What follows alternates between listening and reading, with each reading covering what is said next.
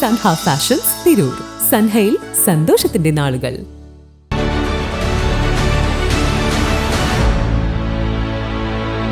നമസ്കാരം, വെട്ടന്യൂസ് ഓൺ ടൈമിലേക്ക് സ്വാഗതം. കല്യാണം ഇനി വേറെ level. Basid wedding mall, Basid arcade, Poongottukulam, Tirur. അന്താരാഷ്ട്ര വനദിനാചരണത്തിന്റെ ഭാഗമായി വനം വന്യജീവി വകുപ്പും മലപ്പുറം സോഷ്യൽ ഫോറസ്റ്റ് വകുപ്പിന്റെയും പുറത്തൂർ ഗ്രാമപഞ്ചായത്തിന്റെയും ആഭിമുഖ്യത്തിൽ കണ്ടൽ വന പുനഃസ്ഥാപനത്തിന്റെ ഭാഗമായി പുറത്തൂർ പള്ളിക്കടവ് പടിഞ്ഞാറ് ഭാഗത്ത് കണ്ടൽ നഴ്സറി നിർമ്മാണത്തിന്റെയും കണ്ടൽ തൈ നടീൽ പ്രവൃത്തിയുടെയും ഉദ്ഘാടനം നടന്നു. Trendy and customise collection, best in budget. Theyyam പാട്ടിൽ പോലൊരു ഓപ്ഷൻ വേറെ ഇല്ല.